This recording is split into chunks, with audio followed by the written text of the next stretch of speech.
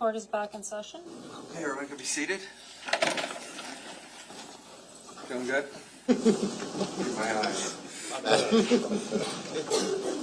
Sure, number one if we have to. Got it. Oh, I got it covered with him. I'm thinking. You got them? Good. All right. All kidding aside. Prosecutor, you ready? Yes, sir. All right. Good morning, sir. How are you? All right. If you can put your left hand on the Bible, raise your right hand when you get a minute. Do you solemnly swear or affirm to tell the truth, the whole truth, nothing but the truth, so help you God? I do. Once you get seated and comfortable, can you state your full name for the record and spell your last name, please? Sergeant Matthew Cocking, badge number 7180, spell it C-O-C-K-I-N-G. Perfect. Prosecutor, go ahead. Thank you, Judge. Good afternoon, sir. Good afternoon. Now, I want to take, first of all, let me ask you, where do you work? New Jersey State Police, specifically the Canine Response and Training Unit. Okay. And approximately how long have you been employed by the New Jersey State Police? A little over 16 years. Okay, so what year did you start? 2009. Okay. And can you just talk a little bit about the basic training you received for the purposes of becoming a trooper? Basic Academy? Basic Academy, yes. 6 months training, Seagirt Training Academy, followed by on-the-job training once you get out. Okay, when you come out of the academy, did you have a specific assignment that's unrelated to what you do now? Yes, I was on the road for several years. Every trooper starts on the road, learned basic law enforcement. Started in Port Norris, transferred to Bridgeton Station, was there ultimately until I got to my present assignment. Okay. And your present assignment in the canine context started when?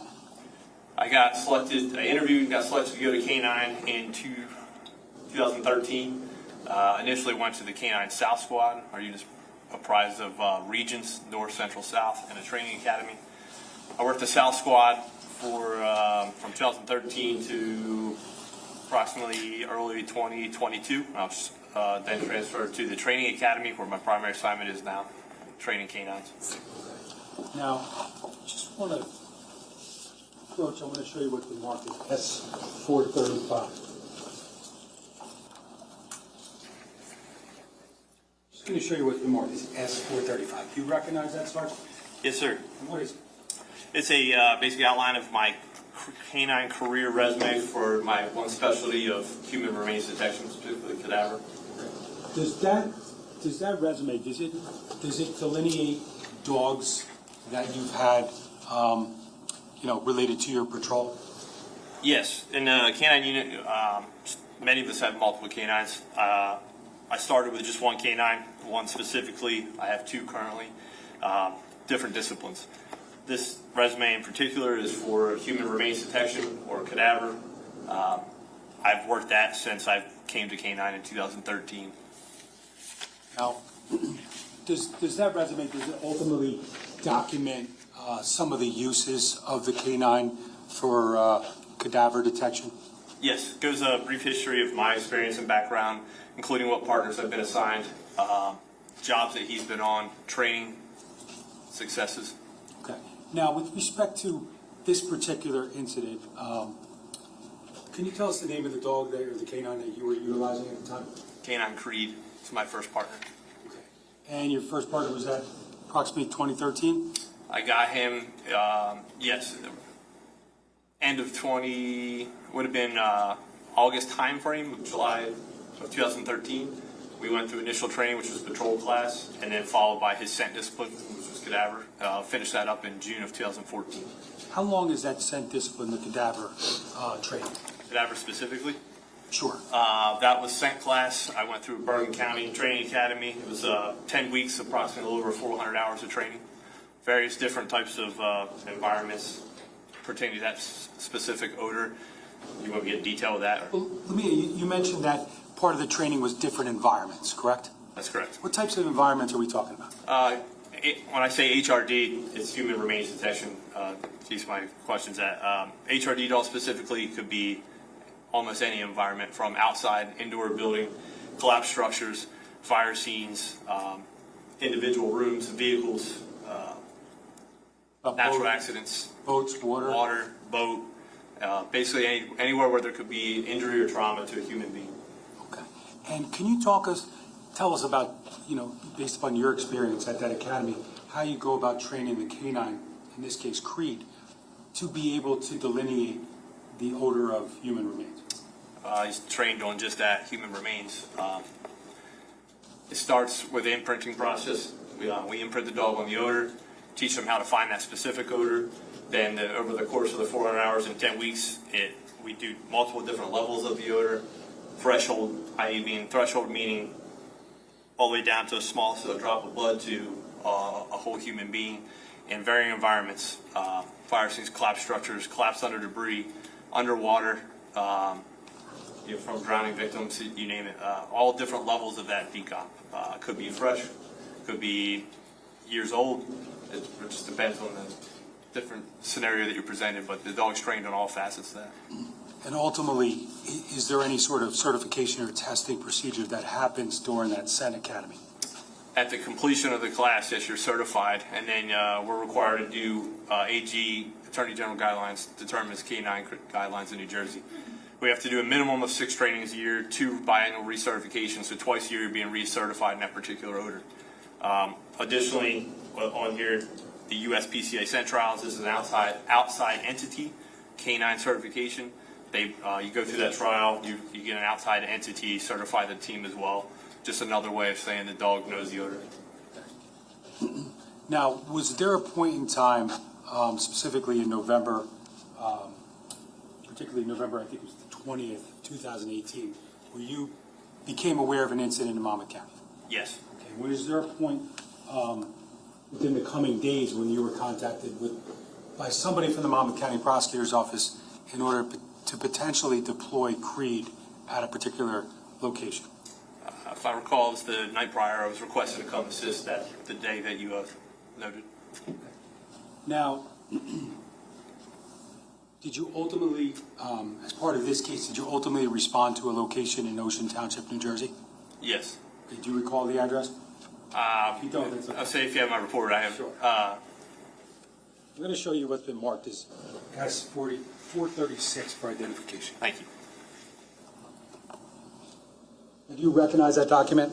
Yes, sir. It's my report that I wrote after the incident. Okay, and if you looked at the top of the report and read it to yourself, would it refresh your recollection as to the address Yes. you initially responded to?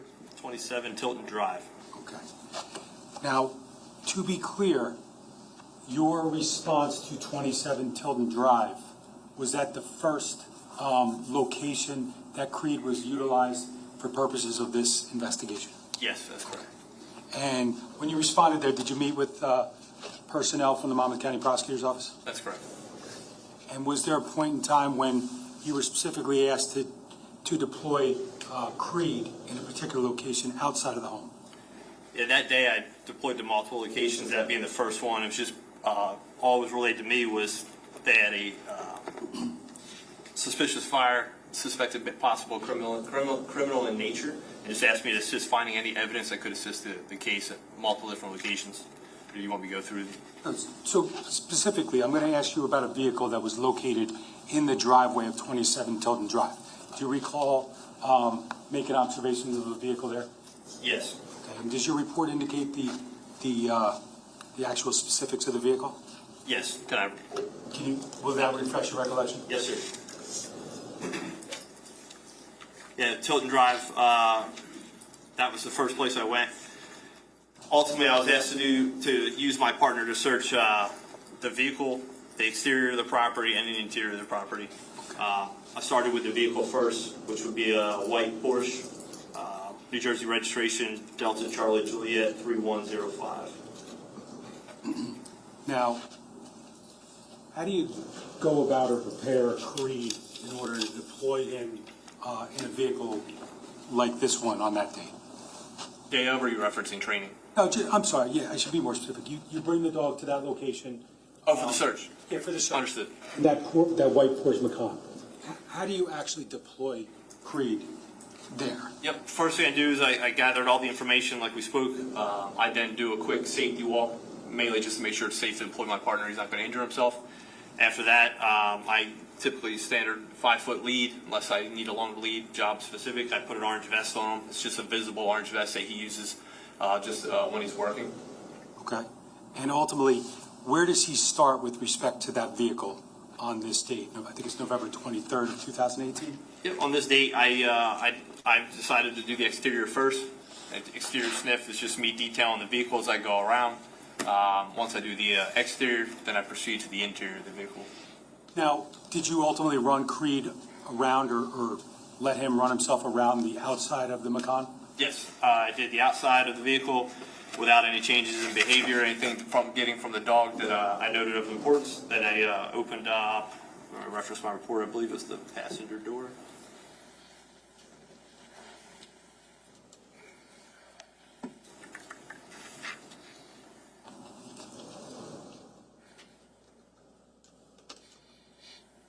Passenger side front door. Let him do the interior of the vehicle. I did that off lead. Reason being, obviously, the lead would just prevent him as I'm standing outside from doing his job. Once he finished the passenger compartment of the vehicle, the front seats, back seats, anything he can get to and pulled him out. Then we went to the rear of the vehicle. I opened the rear cargo hatch and deployed him inside of there. Now, just to be clear, it might be obvious, but just to be clear, what's the difference between on lead and off lead? On lead is controlled. I can, depending on how long the lead is, I control where he goes and I detail him. I prefer off lead as much as possible just because it allows the canine to work without me interfering with what he's doing.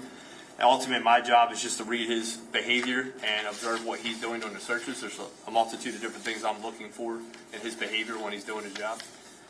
So that's strictly all it is on lead, off lead. When you talk about there's a multitude of things that you're looking for, is that based upon your and Creed's training and experience? Yes, sir. Okay. And what types of things are you looking for when Creed is actually deployed? Biggest thing you're looking for is most commonly that the general public knows is what we call the final trained response or final alert. In his case, he was an aggressive alert, meaning he'll scratch. It's the least important thing of everything he displays to me. Not that it's not important, I don't want to take that out of context, it just means it's the least important in the steps of it. When he's searching the dog as they're trained during his 400 hours and 10 weeks of training, he has multiple days on the odor and being rewarded for finding that particular odor.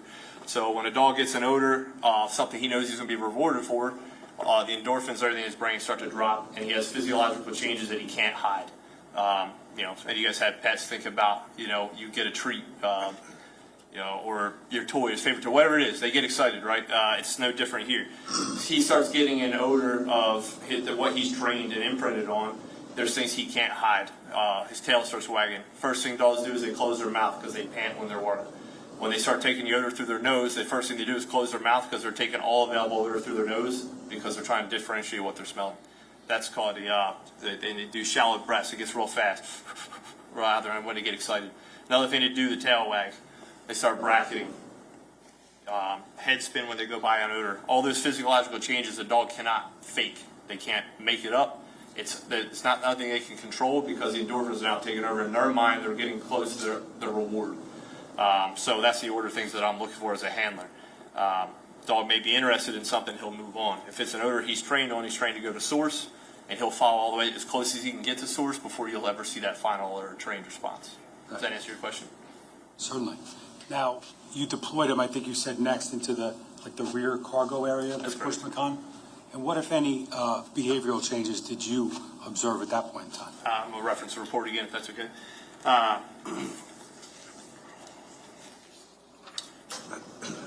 Put him through the rear cargo door area. Reason being is he just couldn't get to the back cargo area when he was inside on his own.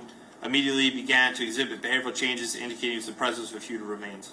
Specifically, the breathing change, as I just described, open to closed mouth, rapid and shallow breaths with his nose stopped moving suddenly and deeply inhaled with his tail wagging profusely. It's indicative of physiological changes he exhibits on the presence of human remains. Creed then began scratching at the cargo floor on the driver's side of the vehicle, a spot in which he had pressed his nose while deeply inhaling. I noted that at the crime scene. That in itself just told me the dog was an odor of some form of human remains. It could be anything from fluid, drop of blood,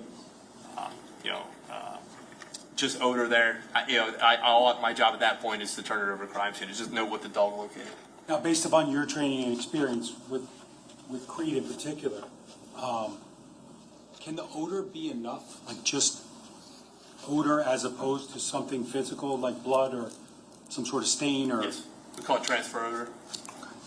Now, based upon Creed's actions and physiological changes in the driveway of 27 Tilton, did you relay those observations or what they meant to you to the other detectives that were there? Yep. Now, was there a point in time that you decided to deploy Creed to a different part of the property outside? At the conclusion of the vehicle? Yes. Yeah, once we finished with the vehicle, we proceeded to the rear yard of the property. I did an off-lead search of the backyard, shed, and back deck area. The goal being I wanted to finish the exterior of the property before I moved inside. Were there any physiological changes that you observed from Creed in the rear yard of the property? Nothing outside, no further negative. Now, at that point in time, did you proceed to enter the actual structure inside of 27 Tilton? Yes, sir. We proceeded to the front door of the residence where I was going to start my search of the interior.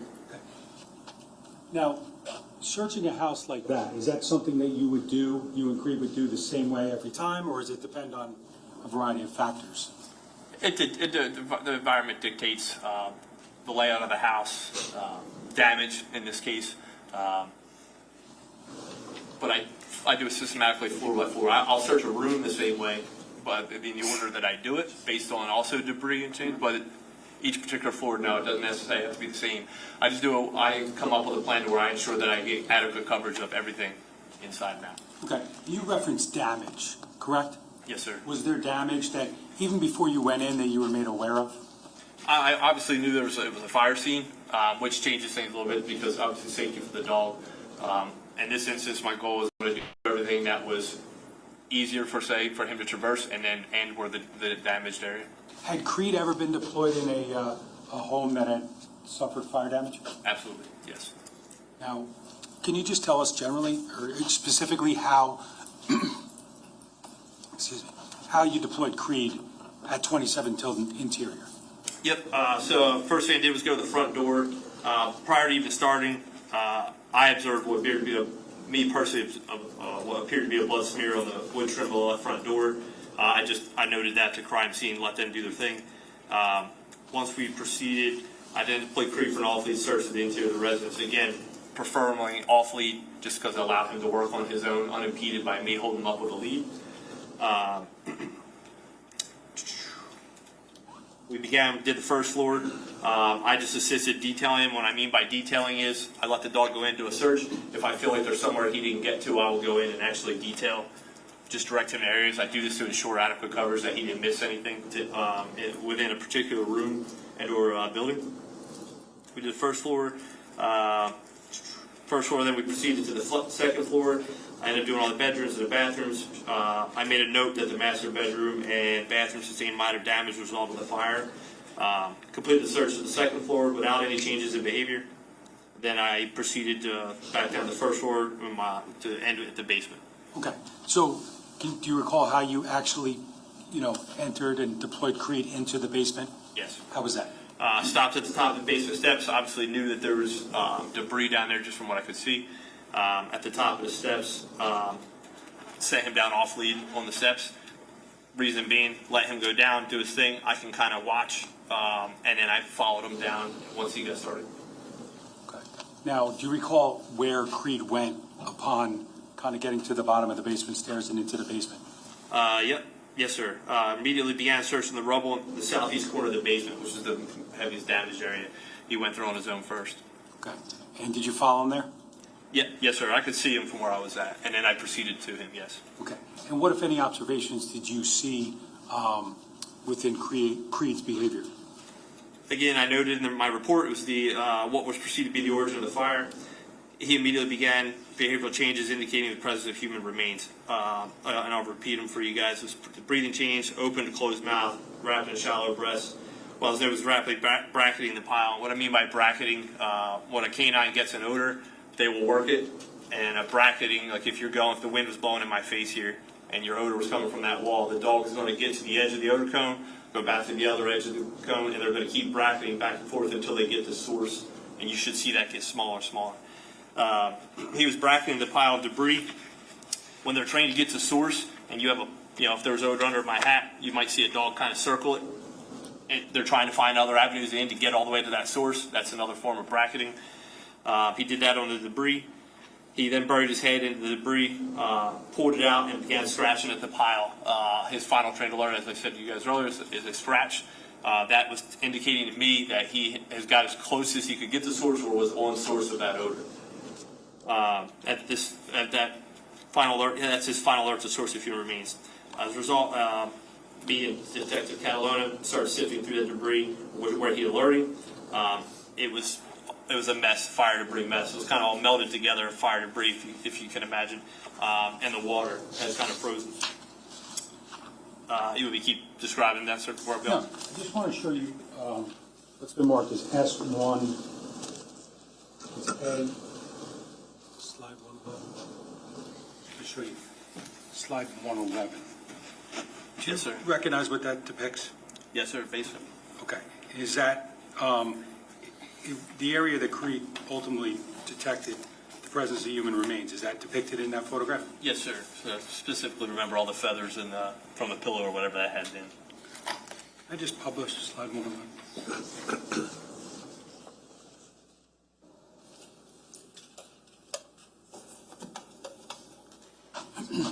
The photo that's on the screen, is that the photo I just showed you? Yes, sir. Okay. And again, could you just, there's a little pen up there, a stylus. Should be in front of you. Okay. Could you just kind of circle the area based upon your observations of where Creed was ultimately showing those signs of interest? Yes, sir. I just touched the screen. Yes, you can. Sorry, I'm a dog guy. I just know it was this generalized area. I remember the feathers where exactly in that pile, but I remember the feathers specifically. He was bracketing this whole pile. You can continue.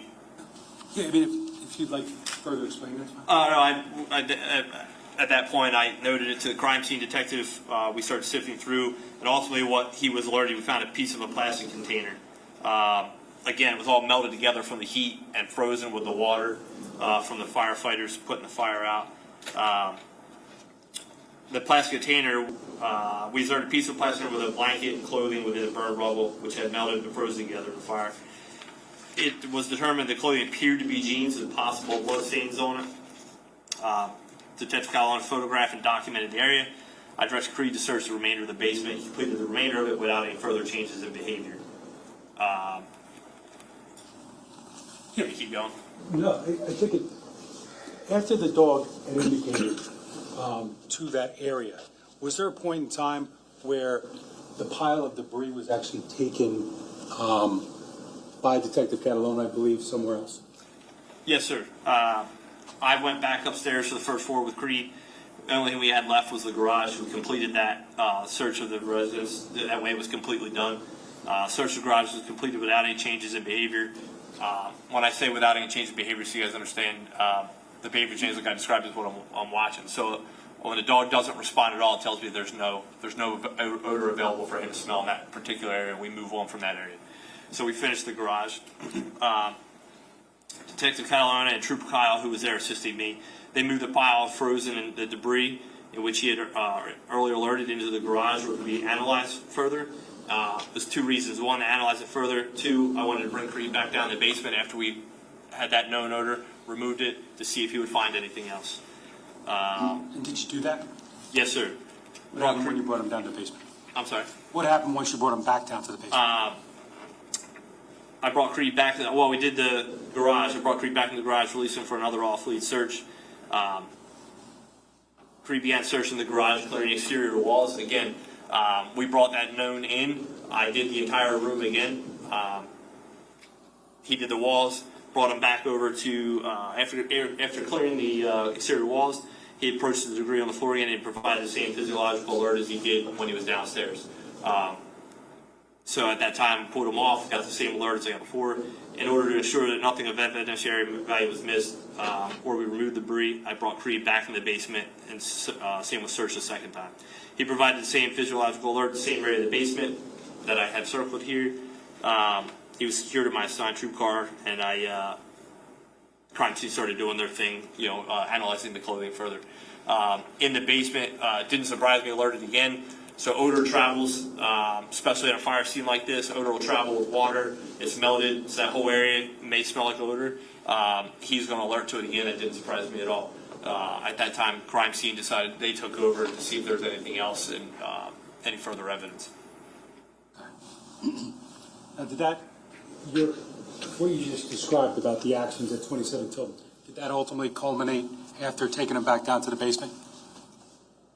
I understand. I'm sorry, once you took Creed back Yes, sir. down to the basement, was he done?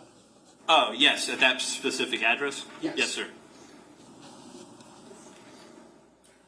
Now, I think just for purposes of understanding,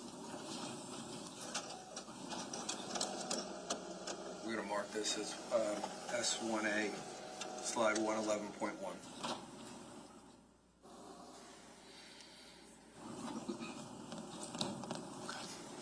Your Honor, at this time I have no further questions for this group.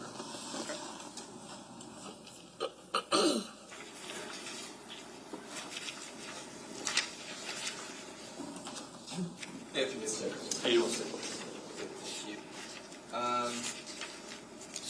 So I thank you for sending Creed's resume. It looks like Creed is actually very good locating human remains. That's right. Or I just would be retired now. And I noticed that there were several instances you mentioned in the resume where Creed had alerted during the searches of vehicles.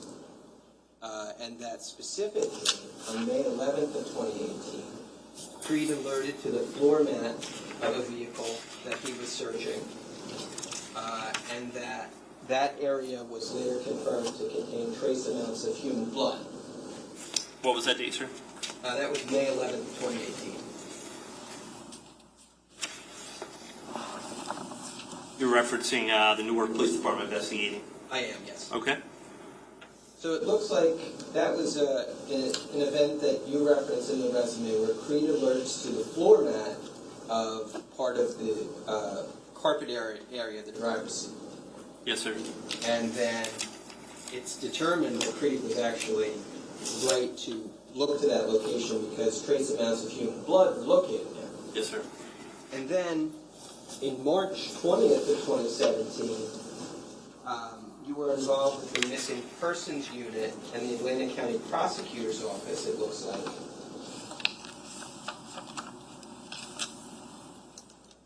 And once again, there was a vehicle search that Creed participated in, right? Yes, sir.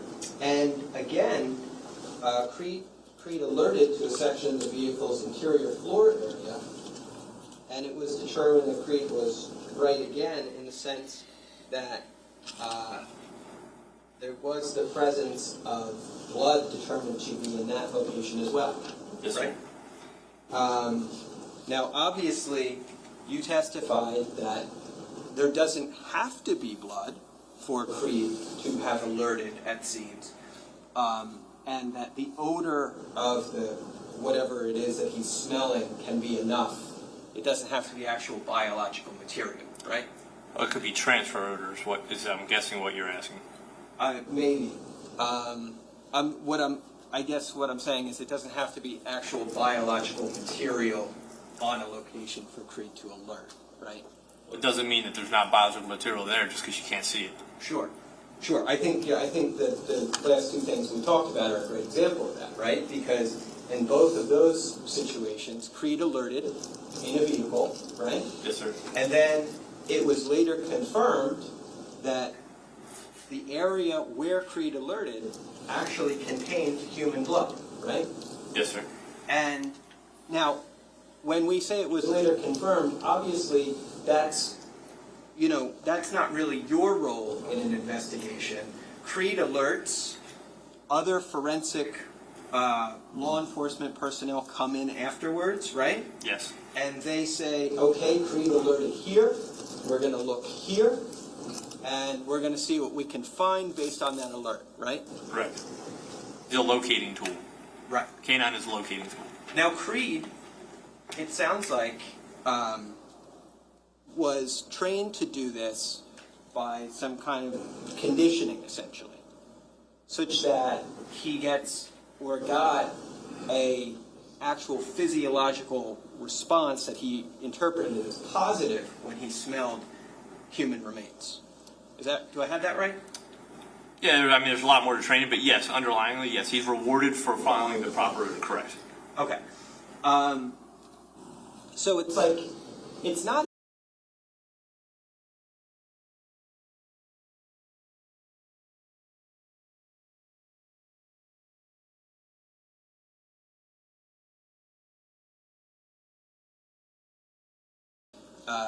Creed sometimes would smell human remains and just not signal to you. You search the entire first floor of 27 Tilton, right? That's correct. Creed doesn't alert anywhere on the first floor, right? Correct. He's taken everywhere that was available for him to go by yourself, right? Yes, sir. He went into the bathroom, correct? Yes, sir. Creed actually has been able to determine the odor of human remains coming from underwater, right? Correct. So Creed, also in your resume, it looked like Creed was taken to a location where he found a body that was 6 feet under the water. Correct. And I mean... That's gases that come off of a body. Okay, sure. But obviously, those gases have to come up through the water, make their way to the surface, come out into the atmosphere essentially, and then he's able to smell them, right? Correct. Now, when you're in a bathroom, right? Sometimes you know that there are, obviously we have running water, right? We have drains and toilets and things like that, right? In your experience, I would imagine you have training or actual on-the-job experience of people trying to secret items of evidentiary importance by either flushing them down the toilet or washing them down the sink, right? Mm-hmm. Is that yes? Yes, sir. Obviously, Creed, because he can smell human remains coming up from water, we imagine he'd be able to smell human remains if they were, say, in part of the catch of a drain of a sink, right? Yes, it's possible. But Creed didn't alert in the bathroom on the first floor of 27 Tilton, did he? No. And Creed was taken to the second floor of 27 Tilton as well, right? That's correct. And Creed doesn't alert anywhere there either. That's correct. And we know that Creed was taken by yourself to all of the available, rooms on the second floor, right? Correct. And that included bathrooms, Correct. and it included bedrooms. That's correct. And it included every bedroom on the second floor, right? Yes. Okay.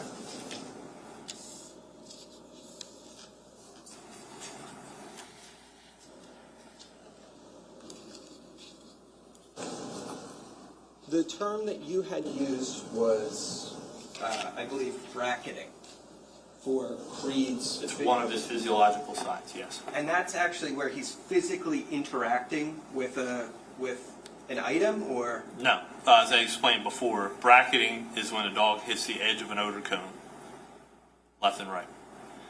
Or example, like I said, if it was under my hat and he was trying to get the source, he could circle all the way around it. That's also a form of bracketing. They're trained to go to the source of the odor when they get the odor. Gotcha. Odor has to be available for them to smell. So once they're in odor, that's when you're going to see that bracketing. Okay. In this case, he actually was, when he was in the basement, in the area of the fire, and we saw that debris pile in S1 and slide 111 that you looked at just now, right? He actually, you were watching his behavior change, right? Correct. You're watching him, he's no longer, his mouth is no longer open, it's closed. He's breathing through his nose, right? Correct. He is bracketing around this area of debris, right? And he's actually putting his nose into that area of debris, right? Yes. Okay. You and Officer Catalona are looking at that debris pile, and it appears to you to be just it's a highly disorganized, disordered pile of textiles and various objects, right? It's a fire scene. Right. But you have to take that pile and actually bring it upstairs. Yeah, pile being the items that he put his nose on Right. and gave a final response to. Right. Yes. And do you remember what you used to carry those items? That's a crime scene question. I was just there working the dog. Okay. All right. So do you recall whether Detective Catalona took like a plastic tub from the basement and put those items in it to take it upstairs? Again, I'm not crime scene, sir. I just worked the canines. I don't know how they moved. I'm just asking if you were there, if you recall. I don't recall that. Okay. Again, not my job.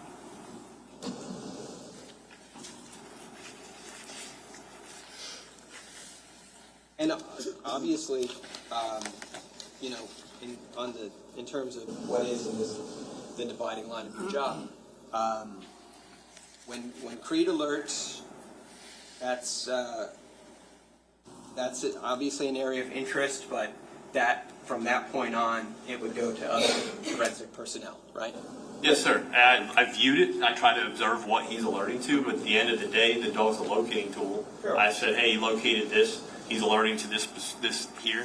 And I turn that over to the crime scene for them to determine. I'm not a crime scene specialist. I'm a canine handler. No, I understand, and I think that makes perfect sense, because obviously you can't say that just because Creed alerts, there's going to be DNA in a certain location, right? I can tell you he provided alert to the odor he was trained on, and I Yeah. turn it over to crime scene professionals to take it from there. Right, because you can't say whether there's DNA there, right? That's No. someone else's job. That's not my job. And it's not your job to say whether there's blood there, right? Again, I have advised the dog alerted to what I believe to be the presence of human remains, and I turn it over to crime scene. Sure, sure. So I think that's fairly self-explanatory. We need other people to make these confirmation assessments after the fact, right?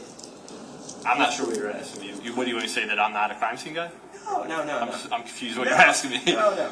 I'm just trying to say that what you are not is a DNA analyst, right? Yeah, yes, sir. If you want to say it, I'm a canine handler specializing in recognizing my dog's canine behavior. Yeah. I think I'm trying to have that conversation with you. I'm sorry. Yeah. I have no further questions. Judge, I don't have any further questions. You step down, sir. Thank you. Hey, sir. You want me to leave these here? I'll take